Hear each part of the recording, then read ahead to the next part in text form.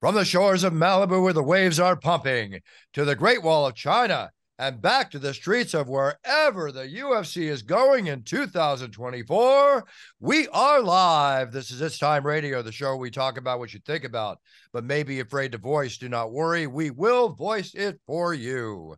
We talk about everything on It's Time: sex, drugs, rock and roll, holidays, UFC, film, TV, you name it, we'll talk about it. And I'm here with my co-host, TJ DeSantis.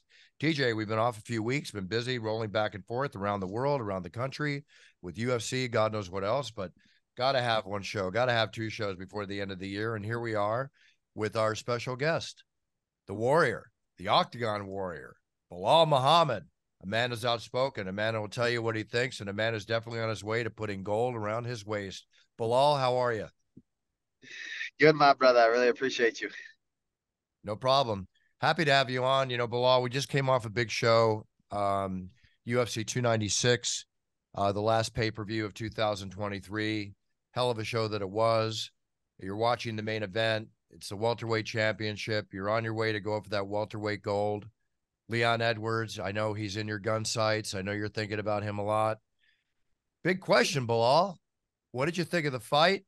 Number one. And number two, who's Leon going to fight next?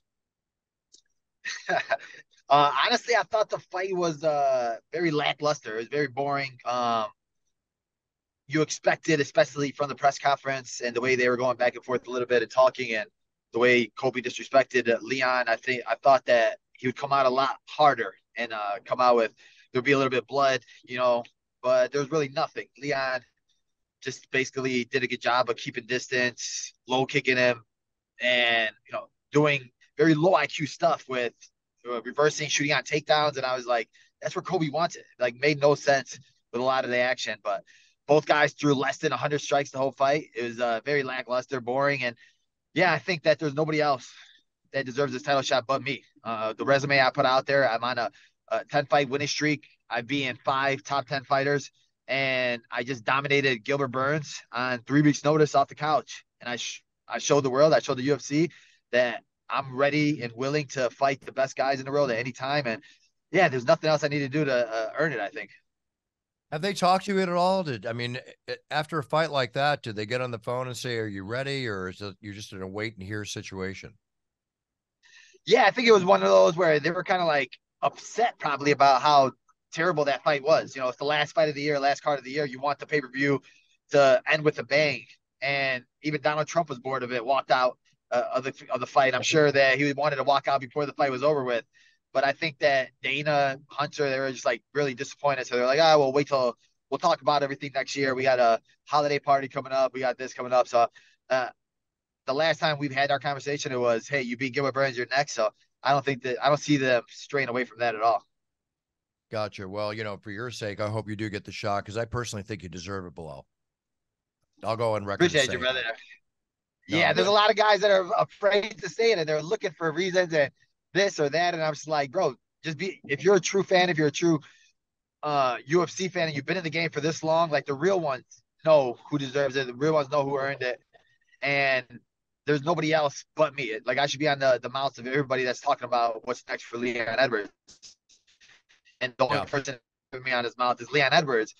When I see that, I'm like, bro, is this guy an airhead? I'm like, you understand if you promote a fight, you get more pay per view buys, and more pay per view buys give you more money. Like, you just sit there and I don't know who's next. I'll wait and see. I'm like, he barely promoted the fight with Kobe Covington, and I was like, does this guy understand that he gets pay per view buys and he gets more money by promoting fights? I was like, is this guy an airhead? Does he not understand the game? Well, I respect Leon a lot too, but not everybody's the best marketer or the best seller or has the it factor for marketing the way, you do, the way a Conor McGregor does. Somebody could say Colby Covington, markets fights, but quite frankly, let's talk about Colby Covington for a second here. Okay, I'm big on role models. I'm big on being respectful. I'm big on being a proper warrior with warrior spirit and going forward and promoting yourself properly. How do you feel about, I can imagine how you feel about, but Colby Covington was some of the things coming out of his mouth that, to talk about people's families, to talk about Leon's father who was killed, all this kind of stuff. I think even his biggest supporter in Donald Trump was probably even hating to hear that too. How do you feel about that? I mean, there's got to be a point. You've got to draw the line. You just can't be talking like that. Yeah, honestly, that was a new level low. That was pathetic, honestly, because he was trying to play the game of playing the Britain against US, and like it wasn't ticking Leon at all. And I think he wasn't getting to Leon, and I think that was making him more annoyed than anything. So he went low with it, and he decided, all right, what's gonna get him to tick?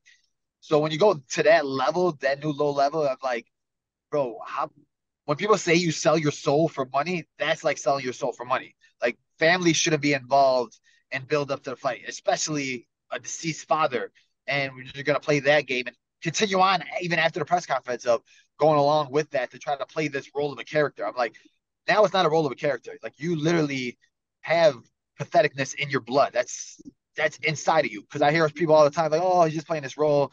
He's really a nice guy when you meet him. And I was like, no, you're not a nice guy when you go to that level. That's just, like you said, when your legacy's at the end of your career and people think back to you and they think about what you did, Mm-hmm. you went that low and you didn't even win a title. So now you're 0-3 in title fights and you're a pathetic human being. And you're now going to have kids nowadays are going to be thinking, oh, do I have to talk like Kobe Covington to get something or to be popular or something like that? In the old days, like the Chael Sonnen days, he was very witty with it and he was good with his trash talk Yeah, and he one of the never best. hit that low level with it. It was a beautiful way of doing it. Honestly, it was like an art form. Right. But with Kobe Covington, it's honestly it was pathetic because he was reaching for You something and he didn't get it. you bring up a good point with Chael. Chael didn't need to tell anyone that he was playing a character. It was like obvious.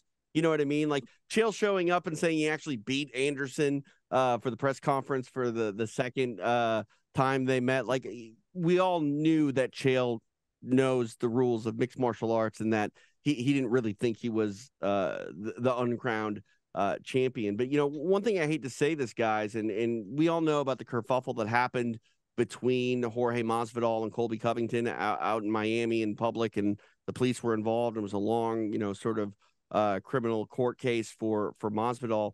I'm not condoning what Jorge did, but you would think that Colby might have second thoughts about going that low again. What he said about Jorge's kids was reprehensible, but then he goes and somehow, in my opinion, talking about the deceased father of Leon actually lowered the bar even more. And it's just like, you said it, Belal, like selling your soul for money. Like, I don't think there's enough money, extra zero or two on the pay-per-view money sheet coming in that is worth, sinking to that sort of level. Nothing is worth sinking to that Exactly. sort of level. Nothing. Exactly. And like when you get to that point in your career and stuff, is like, what made you think that? Like you still have to win the fight. And even for like with Masvidal, he did that outside of the cage. Now, if I'm Leon Edwards' brother or cousin or something, and I see Kobe on the street, Right. it's gonna make me want to do something like that because you disrespected my uncle or my cousin or something like that. And that's when it gets bad. That's when it gets to the point where, all right, now I'm Kobe Covington. I got to walk around with security guards and I got to look over my shoulder because there are people out there that are going to be looking for you. Like if you ever disrespected my family like that, and I was a Masvidal, I'm definitely going to look for you outside of the cage. I'm going to get my licks on you. I'm going to do that. Like And I don't blame Masvidal for what he did. that was interesting too. Belal, you and I had a chance to do extra rounds out there in Vegas at the LFA, and we had Michael Chiesa on the show. And Michael obviously lost his father during, the Ultimate Fighter. And that struck a chord with him. And like, I'm not saying that Chiesa is going to go pick a fight with Colby Covington by any means, but you could literally tell that comment affected Michael Chiesa on a personal level that, otherwise trash talking in fights don't generally bother other fighters. Yeah, I'm not a guy that cares about. I love trash talk. I love going back and forth. It's fun to me. But when you're going to that level, that's a different level. And I'm blessed that I still have both my parents, but I could only imagine a guy like Kiesa because you saw his emotion when we were just talking about it. Kobe never even said anything about his family, but like I could just tell that he stood how Leon felt. The one thing about Colby is that, I think a lot of this is pre-rehearsed in his mind, but he's so caught up in the wrestling world that he thinks he's got to go overboard the way he does. I mean, Colby's always very nice to me when he meets me, and a lot of people will say that, but that doesn't make excuses for what he does when he does that. And I'm the first one to say, when you're wrong, you're wrong. Chael, on the other hand, rehearsed or not, he had a certain flair about himself, as Conor McGregor has a certain flair about himself when he immediately comes out. The difference with Conor is, I don't think Conor rehearses. Right. Conor just says what comes right to his head, you know? Yeah. You know, Chael made it so people loved to sort of hate him. Colby has made it that people just dislike him. Like, people aren't clamoring to see Colby continue. Most of the people that I've seen online are saying more along the lines of good riddance. TJ, handled Belal for a second. I've got to sign for a package at the door. I'll be right back. I'm sorry, it's that guys. Time of year. Don't worry, so Buffer. sorry. Go take care of it. I mean, Christmas gifts are coming in aplenty right now. Buffer's got to go take care of it. But you know what I mean, Belal? Like, when I think about the character that Chael played, even if you were cheering, you know, on the opposite side of Chael, like, part of you appreciated that. I just don't think that people are maybe even necessarily going to tune in for Colby's next fight because they want to see him lose. It's not something that's appealing anymore. Yeah, exactly. Like, even when Chael fought Anderson Silva, like, Anderson was my favorite fighter, but I was laughing at everything Chael was saying. It was so funny. And I was like, oh man, I want to watch it. Like, with that performance that Colby just put on, it's like you're doing all that trash talk and you're not even good. Like, you went out there and you look like an amateur. His striking looked terrible. Even his wrestling looked terrible. His grappling, he was getting reversed. It was like, it was a god awful performance. He didn't look like a ranked fighter. Like, right now, they have him at number 6 in the rankings. He should be outside of the rankings for sure. And if he does end up fighting somebody in the rankings, a tougher fight, he's gonna lose. So that's why you see him trying to pick and choose his next fight right now. Oh, let me get a Wonder Boy so I could just try to wrestle him or pull him there. But he's not gonna want to go against a guy with good takedown defense or power, because he understands that, if I lose another one, I'm for sure done. 100%. Man, doesn't FedEx know I have a podcast? I don't understand. You would think they would at least confirm when a good time to drop by. That's okay. That's all right. Hey, you know, on the next fight tip, Belal, the people that are saying that maybe you don't deserve a fight with Leon, they're pointing to your guys' original meeting, which you know, ended in a no contest, and I find great irony in that, because we know what Leon Edwards did against Kamaru Usman in the final moments of their first meeting, where he throws that, you know, high kick and wins the belt. And it's an all-time classic moment. Yeah, sure. The first round that you had with Leon, it was a tough fight, but the fight was far from over. I mean, it didn't even reach the point where they could, you know, go to a technical decision and have more of a, you know, a finite answer. What do you say to those people that celebrate Leon Edwards' heroic Hail Mary head kick, but also say, well, Belal, he was losing that fight against Leon? That's the funniest part, because Leon is literally the poster boy for why you fight 5 rounds. He's the reason why, because he was losing to Usman, getting killed, and then the last 30 seconds, he wins this fight. For myself, that was 1 round, and it was a 10-9 round. And even if you go back to that round, I've had my moments in that round. Leon went for 2 takedown attempts in that round on me. I didn't shoot on him once. I didn't even start wrestling yet. And that's what I'm best at, is my wrestling. And even when you go back to that fight, since that fight, I've beaten Damian Maia, I've beaten Gilbert Burns, Wonder Boy, Vicente Luque, and every single one of these guys was a different style. And when I'm fighting different styles, I'm picking up new things from watching these guys, game tape, study tape, and my skill level now from then is like, I would kill that guy, that Bully B that fought Leon Edwards 4 years ago. I would murder that guy right now. So when people were saying, oh, well, he killed you 1 round, I'm like, first of all, it was a 10-9 round, and there was 4 other rounds, and I didn't even get warmed up. We were just starting. It was a 3-week notice fight. My main head coach got COVID that week, so he wasn't even in my corner. And like, I don't even like giving excuses for those little things. All I literally need to say is it was 1 round out of 5. In truth be told, Belal, I don't even really remember that 1 round. I just remember the no contest, which is arguably why it was scored a no contest. There wasn't enough data to take away anything to give anybody a technical decision, or really, like, we're supposed to erase it from our minds. The record book has. It's crazy, because when I even go back to it, because I've rewatched it many of times, and Leon poked me 3 times in that first round, and he was warned twice by Herb Dean about the eye poke. And then the second round, he came out and he poked me hard, and I was like, just imagine if a different ref would have gave me the disqualification, and Right. I never want to win a fight by disqualification, but another ref would have, could have, and this whole history would have been different. And it would have been like, do I want to give Leon a rematch? He poked me in the eye. I won. His whole win streak would have been canceled off because he poked me in the eye, even though it was a DQ. But like Yeah. history books would have been a lot different if it was a different ref. And I'm just looking at this like he doesn't know how lucky he is. And even for him, for you to poke a guy in the eye that took a fight on 3 weeks' notice, so you get a fight just out of being a man, being out of just a competitor, like that's we have a nasty taste in your mouth once you don't get a decision in a fight. When I lose, it's the worst thing ever. But not getting a decision, I was like, man, what could have been? What it is? Like, how can you go through your life thinking, no, I beat him just because I won one round? Like, Yeah, what kind of competitor are you? we've seen far less egregious fouls end in DQs. I will say that.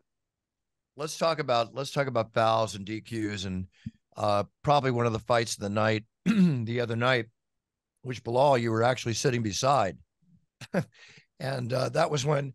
Pardon my voice. Yeah, you know where I'm going.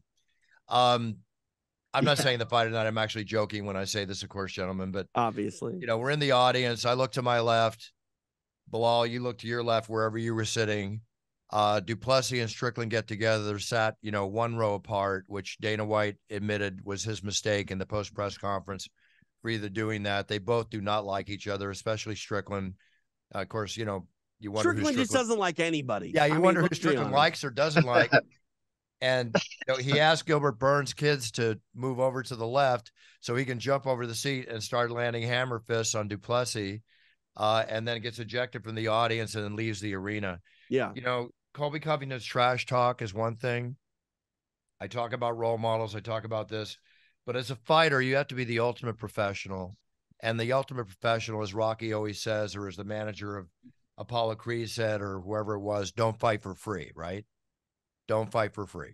But I hate to say it, Buff. Did he fight for free? Because it sounds like a lot of people are more interested in that main event coming up in January. And that was the next thing. That was the next thing I was going to say. Was that one of the best promos you could do for a fight that happened? Well, I hate to say it. We're talking to a guy who's on a 10-fight unbeaten streak here. Like, is Belal supposed to take from that and go, okay, I'm just supposed to randomly assault Leon Edwards in public and I'll get my fight? Like, what message does it send? I don't know. How do you feel about that, Yeah. Belal, when that happened? I mean, we've all been around fights. People were joking that I was looking at it so casually. I'm benign to fights right now. The fights, unless it's in my face and the punches are getting thrown at me, then I'll react the way I'd have to react or show emotion. But otherwise, it's like it's another brawl that's happening. We're so not oblivious, but it's just like this is the world in which we live. But it's like, why in the audience like that? That was the last thing we needed to see. Yeah, like people were telling me, like, oh, you were just standing there. I was like, bro, I've been around fights so long. Yeah, exactly. But yeah, like you said, there's just so much that could go wrong in that, right? Strickland was throwing closed fist at him, and I'm like, you could break your hand, you could break it, you could get hit in the eye, you could break an eye socket, and it's for free. It's very stupid on both their parts because you're starting a fist fight. If I'm ever going to be in a fist fight, the first thing I'm going to do is open hand slap you because I don't want to hurt my hand because these are the money makers.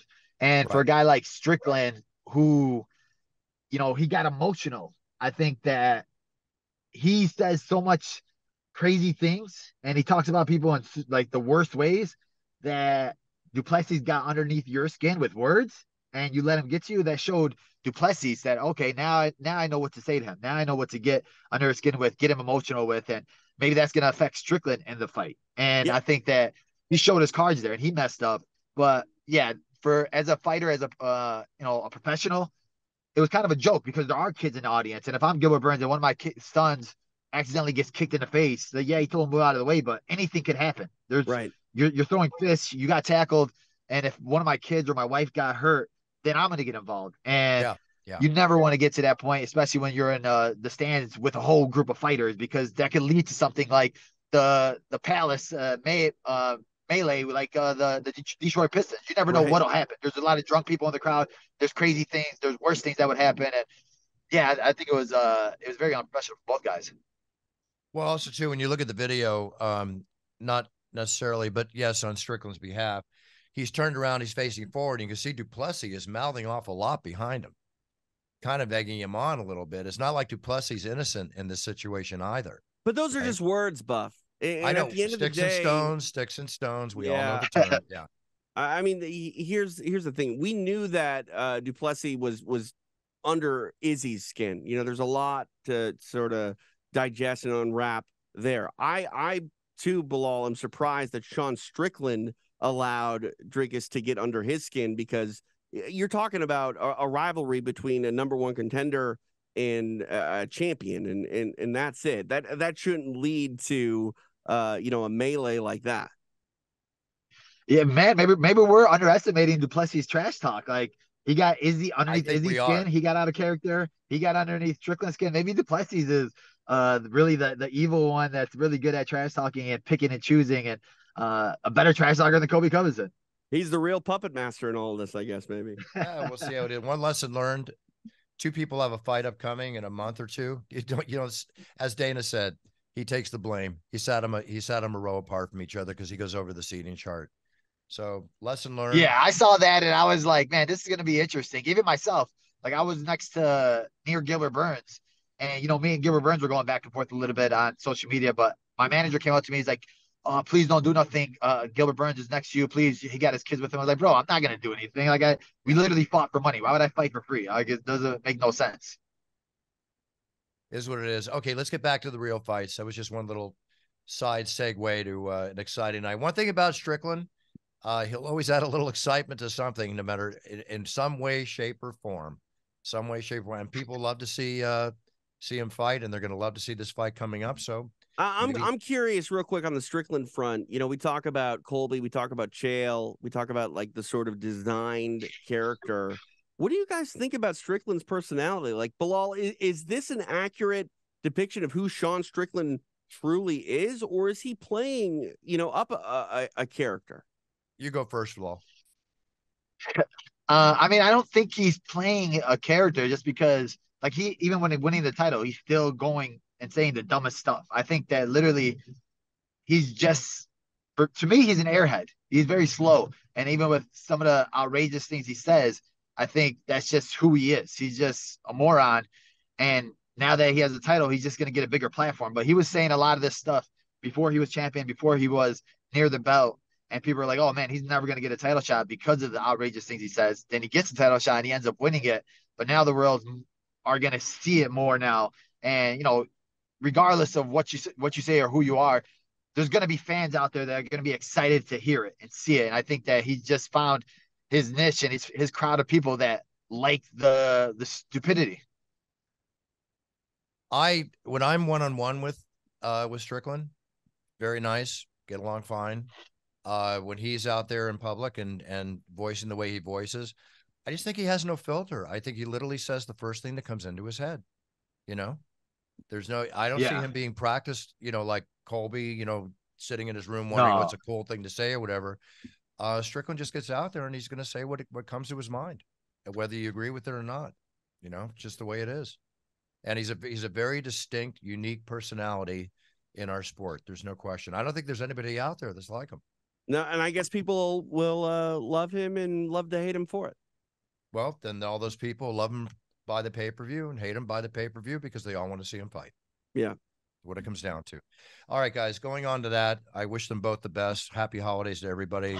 Let's all move on from what's happened. Paddy Pimblett, Tony Ferguson. I think Paddy Pimblett is positioned himself in a position of being, not that he's never respected before, but very respected win, very enjoyable fighter.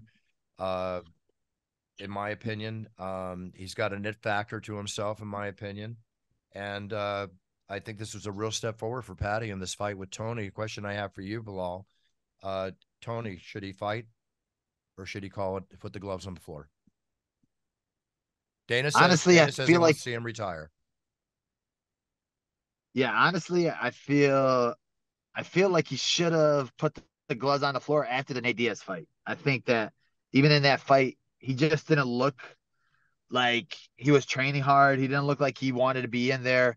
And he's lost so many in a row. And now you're you're going to the point where your legacy is getting so diminished that people are going to forget about how good you used to be Right. because you are losing these fights so bad. Like you weren't even in there when you fought when you just fought Patty. Like Patty looked good. I thought Patty did well in certain spots. And like you said, Patty always comes to fight and he has an exciting style.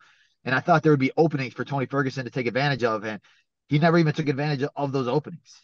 And what he used to be good at was the ground and the scrambling. And he just doesn't even have that speed anymore. And I just don't know. I don't want to keep seeing him have guys build their name off of him because if I'm his coach or I'm his family member or teammate or something, like I want to tell him, like, bro, like that's enough. Like, we could let's go into coaching. Let's go into something else. Let's go into Ironmans or something like that. So you could put that energy somewhere else instead of keep taking these punches and keep taking these hits. But I feel like the crowd still loves it. The crowd still is going to cheer on it no matter what. And I think he just loves that feeling every time he steps in there. The thing about Tony, and I hate to say it, but you're right, Belal. Like he's in this point now. Like I think I'm smarter than the average person to like look at what Tony's doing now and then have that speak for his entire legacy in his career because Tony's one of the best lightweights to ever do it. He truly is. But that said, he's in that same sort of position that BJ Penn was in towards the end of his run, where it's like our memories are starting to be clouded by this version of Tony that is not accurate to Tony. It was the same thing with BJ. And again, for me, it's never going to affect his legacy. I know how good Tony was in his prime, but at what point do people start to just go, oh no, not Tony again? Well, Tony came out after the fight and he said one thing in the post-fight interview that his wife brought up was the fact that he's just not enjoying training. He's not smiling during training. He's not smiling during fighting, which is a real insight into where his head is at right now. Obviously we all have financial needs. We all have to do what we have to do to survive and take care of our families. But I'm all about safety and all about not staying at the game too long, which I see a lot of fighters do. Yeah, I mean, correct me if I'm wrong, guys, though. Fighter. This is a sport where no one really gets involved to be a multimillionaire. If that stuff, comes along, it comes along great. But if you don't love this game, you never pursue it. And once that love is gone, get the hell out of there as quickly as you can. It's called. Yeah, it's funny. I literally had a couple of teammates that I had to tell that to because they had fights coming up and they were like coming to practice so like depressed and not with good energy. And I was like, bro, like I don't want you to take this fight if you don't want to take this fight. You don't have to take this fight because if you don't love it, then you shouldn't be doing it. And then people ask me all the time, oh, I want to make the UFC. I want to be this. I want to be that. I'm like, what's the biggest key? I'm like, you better love this sport. You better love it because it's going to take years. It's going to take blood, sweat, and tears. You're gonna have to put so much energy into it, and you're not gonna get nothing out of it for so long. And even when you get to the point where you think, yeah, I made it to the UFC, it's still gonna be that much harder to stay there. So you better love this more than you love anything in the world because you're gonna miss family parties, you're gonna miss friends, you're gonna miss weddings, you're gonna miss holidays, and it's gonna be for that one goal, that one dream that nobody sees but you. And you're gonna have so many people, haters in this world, tell you you're not gonna make it, you're not gonna do this, and you still have to push along that. And even if you lose, you get knocked out or something like that, you're gonna go to the grocery store, you're gonna think everybody's looking at you and they're laughing at you, and you think they're all pointing and talking about you, and you have to live with that all in your head, and nobody could understand what's going on in your head but you or other fighters. So you better be willing to deal with all those feelings, and the only way to deal with those feelings is to love the sport more than anything. Listen, I agree. Even in a relation to another job, as in all jobs, I believe that when you lose your passion or your love for what you do, hopefully people have love for what they do, or they're instead of just going to work and surviving. We're not all privileged to be passionate in what we do, to be doing what we're truly passionate about. People have to go out there and make money to take care of themselves and their families. But even in my position, the moment I lose the passion for what I do, because I'm not out there, I can't phone that in, right? No. The moment I lose the passion for what I do, and it's time for me to retire too. Well, Bob, you can speak about this more than anyone. I mean, the hardest part about the job is just getting on the damn plane. It's leaving, friends and family behind in some of those hardest moments. And I deal with that all the time. Yeah. And I deal with it more now than ever. The hardest part of my job and our job is the travel, incessant. I mean, coming up I got one stretch in February where I got to go from Vegas to, Mexico City, Saudi Arabia, Miami, and then back, all in like 4 weeks. I mean, that's a toll on the body. Wow. Right. I mean, for a guy like Belal, who's living in the frozen tundra of Chicago, travel's probably the best part in the winter. Yeah, time. probably to get out of there. definitely. Bilal, before we let you go, I want to give credit to Irene Aldana and Carol Hosso. That fight is definitely a candidate for fight of the year. Those two female warriors just put it all on the line. It was incredible. I just incredible to watch. And I'm not saying that because they both look so beat up at the end, because I don't like seeing fighters suffer any kind of injuries. But if that wasn't a true example of warrior spirit, I do not know what was. Plain and simple. Yeah, that was amazing. Both those women, they put it all on the line, and All in line. especially for the women fighters who don't get the respect they deserve. When you had those, they were high level. It wasn't just like High ballroom level. brawling. Like they were doing some high level stuff, high level techniques, and it was like a game of chess where low kicks, the body kicks, the boxing, and just toughness from Irene because her leg was so beat up. Yeah, it was a crazy great fight. Yeah, a lot of people shine that. Andre Feely shined. Lonzo Menafield, Cody Garbrandt came out, stronger than ever, putting his name Yeah, right happy to back up see him there in the back. top tier again.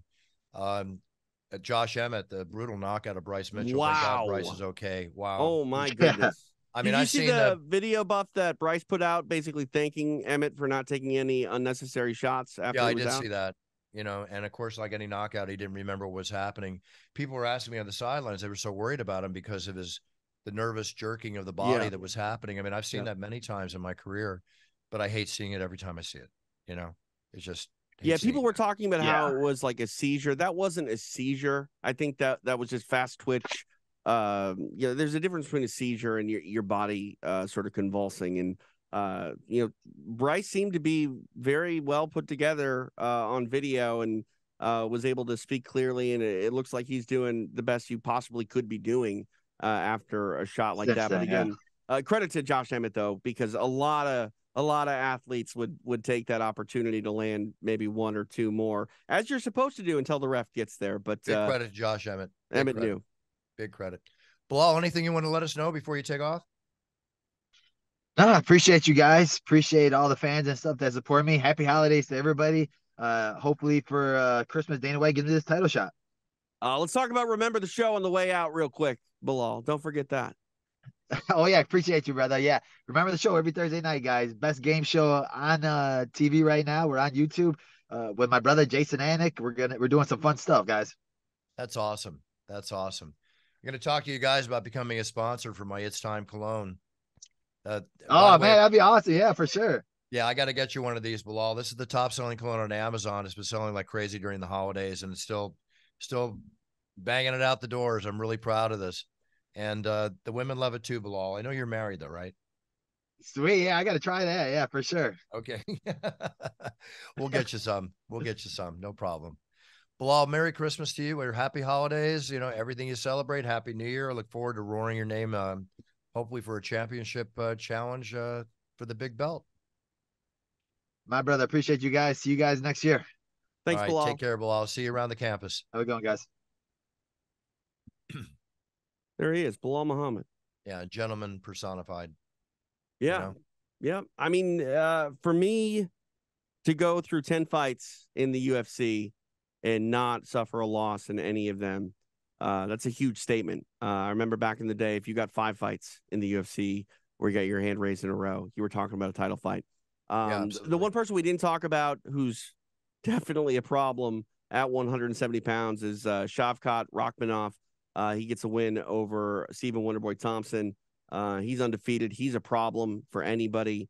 But the matchmakers have a tough decision on their hands. But for my money, it's not just because I enjoy the guy as a human being and got to work with them. 10 fights without a loss in the UFC generally warrants a title fight. Agreed. No question. So, TJ, let's go into some news, some sports talk. Okay. And then we're going to say goodbye to everybody. Have a Merry Christmas, the whole 9 yards. Let's do it. Your state, Minnesota, unveiled a new state flag after decades of criticism for the previous design. Did you know that? I did not know that. Let me pull this up. I'm Yeah, curious pull to it see up. what it They looks have a new like. state flag. Tell me what you think about it. While All you're right. looking that up, Logan Paul and KSI, they're doing great with their new hydration drink and prime drink, which I was the voice of for quite a while. They got Patrick Mahomes to represent the drink, and there's a video out of Logan Paul just totally spiking KSI in a football uniform after he tries to get a pass from Patrick Mahomes. If you get a chance to see that, it's crack up. I'll look that up. I'm looking at the new Minnesota State flag. I love it. I love it for really so nice. many reasons. One, the left-hand side of it, it's shaped similar to the way the state is shaped. You got the North Star on it in white, and that's in the dark blue sort of shape of the state. And then to the right is sort of that water blue, aqua blue color, which were the land of 10,000 lakes. So exactly, no, it's very classy. It's a good look. It's a good look. I wonder when the last time a state redesigned their flag was, because I don't even remember it happening in my lifetime, to be honest with you. Yeah, I mean, looking at the old state flag off the top of my head, I don't have it up, but I do know where there was some controversy there. There were some Native Americans, Usually that's where the controversy comes from. Yeah. Well, I mean, the idea of the colonization and becoming states in this country by Europeans being a very clean and friendly sort of process, that is not the case. It was a genocide in every way, shape, and form, and it's a very ugly part of our history, but it is a part of our history, and we probably shouldn't sort of try to be delicate about it and say, oh no, it was great, because it's just not the case. But yeah, I mean, I like the change. It's definitely representative of the state, and it looks cool. Very cool. Very cool. I think the California flag is the coolest looking flag though in the entire. Yeah, I love it with the bear and everything. Yeah. Yeah, very cool. Very cool. In the sports area, the big news, the Shohei Ohtani, the pitcher for the LA Dodgers, $700 million contract over 10 years. What most people don't realize, he's only getting paid. Pardon me? It's deferred, right? The payment? He gets $2 million a year. I think it's a 20-year. I forget exactly how many years it is. It's 10 years. 10 years. It's backloaded. He gets $2 million per year for like most of the 10 years. I don't know what he got from the Angels. I'm sure he's not hurting for money, but no. It is crazy to sign that big of a deal and not really get the bulk payment until the contract is essentially over. I don't know. I mean, he obviously made that decision. He's he is probably the greatest talent in the game of baseball to come in both of our lifetimes. To be able to pitch at the high level that he is, to be able to hit at the high level that he is, no player, not even Babe Ruth, who was a two-way player for a while, was able to do that for a long-standing period of time. I do worry though, Buff, that is a lot of money to sink into one player, and even if it is backloaded, that's a financial hardship on a team if they don't win. So hopefully for his sake and the Dodgers' sake, they get a couple rings out of this. These contracts being handed on sports are phenomenal. I'll give you an example. By the way, I don't know what's up with my Philadelphia Eagles, but hopefully they get back on track. They've lost 3 in a row. Referees have played a part in 2 of those losses. I won't go into the detail, but I'm all about the Eagles getting to the Super Bowl, and we'll see what's up. I mean, they're going to win the division, so they'll be in the playoffs. We'll see what happens. But the highest paid quarterbacks in the NFL, Joe Burrow, who's a big UFC fan, goes to the show, $55 million a year. Yeah. He hurt the tendons, or he had to get an operation. He's in a cast. He's out for the season. Patrick Mahomes, $52 million. Lamar Jackson, $52 million. Jalen Hurts from the Eagles, $51 million. Russell Wilson, $48 million. Deshaun Watson, $46 million. Dak Prescott, $40 million. Matthew Stafford of the Rams, $40 million. Aaron Rodgers, $33.5 million. He's not playing this season. He announced he won't be back. Yeah.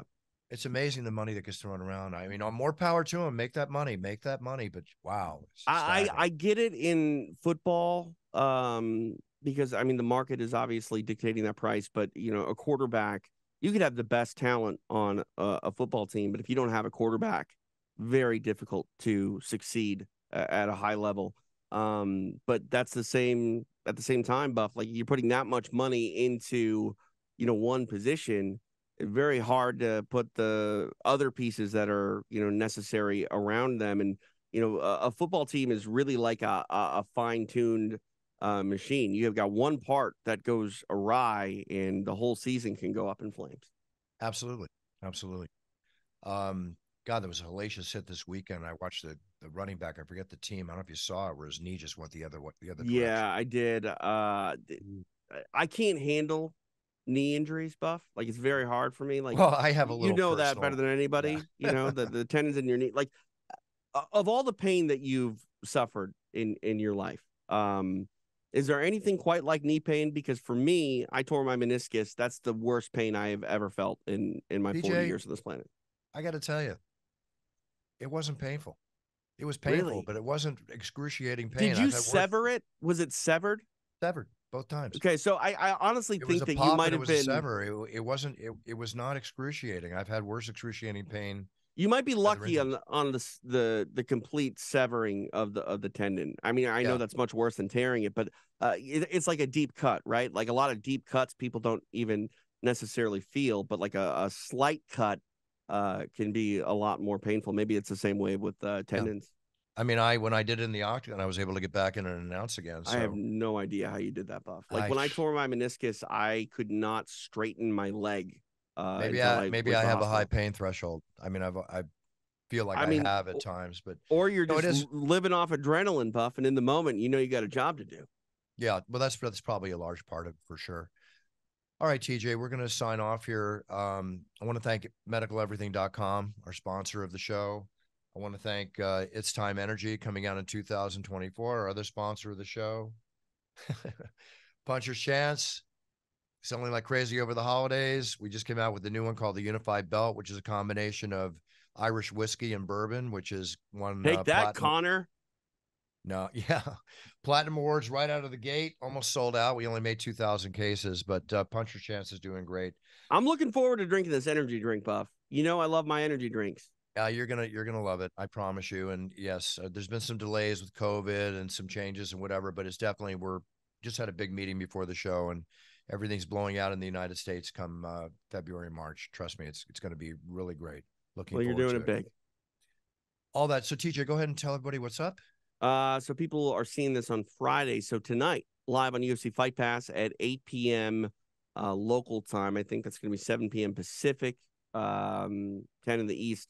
I'll be live on UFC Fight Pass with my pal, Brandon McCatherine, as we are calling Combat Jiu-Jitsu Worlds the middleweights. It's Eddie Bravo's jiu-jitsu event that involves palm strikes on the floor, kind of keeping jiu-jitsu honest. It's a one-night tournament, kind of a throwback to the early days of mixed martial arts. The winner's going to compete 4 times in a single night and prove that they're the best jiu-jitsu player with palm strikes at 185 pounds. Would love everyone to check it out live on UFC Fight Pass.